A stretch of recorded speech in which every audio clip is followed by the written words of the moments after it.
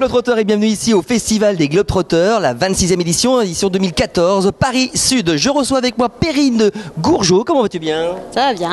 Et toi, comment est-ce que tu t'appelles? Adrien. Adrien, regardez le t-shirt, la chemise qu'il y a, Adrien. Ça, c'est un enfant de parents globetrotters. Perrine, on se connaît depuis un petit moment. On s'était rencontrés il y a pas mal d'années avant un premier voyage que tu avais fait en quelle année? Vers 2008? Oui, premier tour du monde, 2008-2009. Avec Cyril, ton conjoint, vous avez tous les deux 35 ans. C'est des globetrotters qui partent en famille, en voyage avec leurs enfants. La particularité, et ils vont nous le raconter, enfin tu vas me le raconter parce que bon, tu vas essayer de répondre à mes petites questions, mais ça va être un petit peu dur, non? Ça risque d'être un petit peu dur. Il est mignon comme tout et c'est un voyageur. Vous êtes ici au festival pour en fait discuter, partager une expérience et comment voyager avec des enfants de bas âge. Vous avez 4 enfants, donc il y a Amélie et Alix qui ont 5 et 3 ans, Adrien qui a 3 ans et le petit Augustin qui a 18 mois. Et vous faites des tours du monde avec tous vos enfants en fait, mais la question que pas mal de gens des fois peuvent se poser, c'est un cliché, mais vous n'êtes pas un peu inconscient de partir avec des enfants de bas âge? Alors, c'est quelque chose qui est dans notre vie, de pouvoir partager les choses avec nos enfants. Donc, c'est-à-dire qu'on voyage, on a voyagé en Europe avant de partir en tour du monde. On partage beaucoup de choses avec nos enfants. Et puis après, c'est simplement, un enfant, ça a besoin de quoi? Ça a besoin d'être avec ses parents, ça a besoin d'être rassuré, d'être porté. Et si le projet des parents est aussi beau dans les yeux des parents, il peut l'être dans les yeux de l'enfant aussi, quoi. Donc en fait, c'est pas inconscient, c'est des idées reçues que beaucoup de gens se disent. Partir à l'autre bout de la planète avec des enfants de bas âge, quelque part, tout se passe bien, quoi. Après, le danger, il peut être partout. C'est-à-dire qu'il peut être à Paris, il peut être... il y en a qui ont même du mal à faire les 20 km pour aller au fin fond de la forêt pour partir de Paris.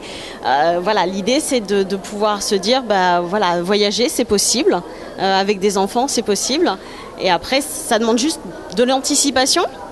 Ça se prépare comment? Est-ce que ça se prépare pareil que moi avec mon sac à dos tout seul? Je pense qu'avec des enfants, on se prépare un peu différemment. Après, il faut prendre la spécificité de chaque enfant. C'est-à-dire que quand on est parti en tour du monde, je savais que mes filles, elles avaient souvent des otites ou ce genre de choses. Au niveau médical, on va prévoir tout pour qu'on puisse soigner une otite en voyage. C'est vraiment pour tout ce qui est fringues dans ton sac à dos, tu vas mettre quoi? 3 t-shirts, 3 culottes, 2 pantalons. On prend la même chose pour les enfants, quoi. Et finalement, les enfants, ils se suffisent de peu, quoi. Oui, tout à fait. Au début, l'idée, c'était on l'a laissé aux filles le choix. Dans un sac à dos, vous emmenez tous les jouets que vous voulez. L'essentiel, c'est qu'il faut que ça ferme dans le sac à dos. D'accord. Et en fait, on s'est aperçu qu'au fur et à mesure du voyage, pendant les 10 mois, au début, elles jouaient beaucoup avec leurs jouets. Et puis petit à petit, elles ont délaissé. Et je pense jusqu'à la moitié du voyage. Et après, elles ont dit, écoute... il y a toute une partie de mon sac à dos, j'ai plus besoin, donc je veux bien le renvoyer en France, je le retrouverai en France. Et elle se suffisait de jouer avec des fleurs, des brindilles et de pouvoir s'amuser comme ça dans la nature. Ouais. C'était beaucoup plus rassurant pour elles que d'avoir toutes leurs affaires sur elles aussi. Alors, vous avez fait un tour du monde de 10 mois, de 2008 à 2009. Ça, c'était avec Amélie et Alix. Elles avaient 5 et 3 ans. Et avec Adrien et Augustin, vous avez fait quoi comme voyage ? Alors, quand on est rentré de notre tour du monde, on ne pensait pas repartir tout de suite. Et puis, le fait est que j'ai été enceinte d'Adrien, et donc on s'est dit, tiens, je suis en congé maternité pendant l'été, qu'est-ce qu'on pourrait faire dans 2 mois? On a le temps de voyager un peu plus. Et puis, l'idée a fait son petit bout de chemin. On dit, mais pourquoi on rentrerait en septembre? En fait, qu'est-ce qui nous oblige à rentrer en septembre? Juste l'école pour les filles, elles étaient respectivement en CP, CE2. Et on s'est dit, pour un trimestre, peut-être que ça vaut le coup, quoi, parce que en congé maternité, être payé à 100% pour rester à la maison, c'est une opportunité qui se trouve pas tous les 4 matins, quoi. Et donc, ça s'est vite enclenché en disant, non, on va partir tout le temps du congé maternité. Donc, on a dit, on part 5 mois. Et donc on est parti dans un pays comme Adrien avait 40 jours quand on est parti. Donc l'idée c'était, il n'avait pas ses premières vaccinations. Donc il fallait un pays au niveau sanitaire qui soit un peu proche de la France. Et puis le Canada, les États-Unis, nous on n'avait jamais trop eu l'occasion. Donc on a décidé de partir dans l'Est, Canada et États-Unis pendant 5 mois, donc 2 mois et demi. et puis de pouvoir découvrir les parcs nationaux, voilà, tout ça avec eux. Vous êtes revenu alors par contre maintenant avec des livres, avec des choses à partager, parce que c'est beaucoup des questions que d'autres parents se posent, la préparation, la joie, qu'est-ce qu'on mange maman, vous êtes donc au festival avec des albums, vous les vendez pas, hein, c'est simplement de l'expo, on a celui-ci également, où dort ton papa, en gros c'est toutes les questions qu'on se pose, un peu bateau, un peu simpliste, mais super important malgré tout, donc en fait les réponses sont là-dedans, c'est ça? Voilà. Celui-ci, c'est donc au retour du Tour du Monde. On avait tout un partenariat avec Paris Jeune Aventure. Et donc dans ce cadre-là, on a donc recréé une exposition photo qui regroupe 81 photos. Cette exposition s'adresse aux enfants et elle devait pouvoir parler aux enfants. Et donc elle s'oriente sur 4 grands thèmes. Les enfants dans le monde, nos enfants dans le monde et mon doudou dans le monde. Parce que Alix était parti avec son doudou et donc il est un peu posé partout dans les... Vous posez le doudou un peu partout et vous le prenez en photo? Ouais. Voilà, c'est ça. Et donc en fait, c'est des photos qui parlent aux enfants, qui parlent de voyage, mais qui parlent aux enfants de voyage. Et donc cette exposition photo était réalisée pour qu'on puisse entièrement la descendre de 50 cm pour qu'elle soit à hauteur d'enfant. On a fait 15 accueils de classe avec des parcours pédagogiques pour parler voyage et différentes cultures aux enfants.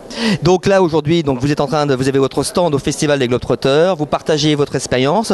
Il y a un site internet qui s'appelle enfantautourdumonde.fr, enfant avec un S, où on peut vous contacter, où on peut justement vous poser plein de questions pour des parents qui ont des enfants de bas âge et qui peut-être ont peur, se posent des questions de savoir comment ça se passe. Vous pouvez leur répondre facilement.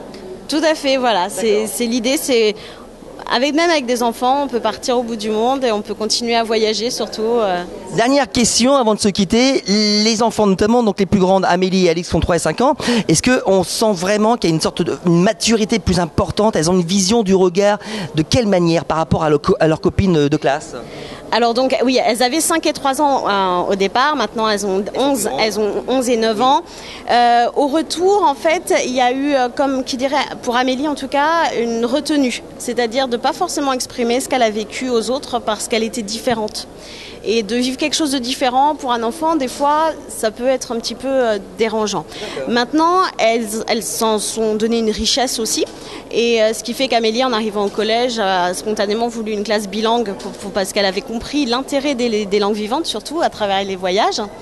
Et puis, le fait est qu'elles grandissent et le fait de pouvoir être partenaire du voyage, autant un tout petit jusqu'à 5 ans, il suit ses parents sans forcément il le suit. Ouais. Après, il faut pouvoir le rendre un peu plus acteur de ce qu'on fait, de pouvoir lui donner des choix. Donc, entre 2 balades dans un parc national, lequel tu préfères, et c'est intéressant de pouvoir donner le choix. Et quand l'enfant est acteur, en fait, c'est un enfant qui va être moteur aussi dans le voyage. Et je pense notamment aux ados, etc. C'est vraiment quelque chose où, même pré-ados, il faut commencer à pouvoir leur donner envie finalement de voyager et de faire des choix dans le voyage, de ne pas le subir. Je rappelle le site internet enfantautourdumonde.fr avec Perrine et Cyril, un couple de 35 ans qui sont mariés et qui ont plein d'enfants, qui en ont 4 et qui voyagent énormément. Il faut absolument les rencontrer. Ils pourront justement vous conseiller si vous aussi, vous avez des poètes de partir avec vos enfants. Finalement, regardez les gamins, ils sont vraiment très épanouis. Allez-y et merci d'être venus sur la chaîne ABM TV. Merci, à bientôt. Allez, au revoir.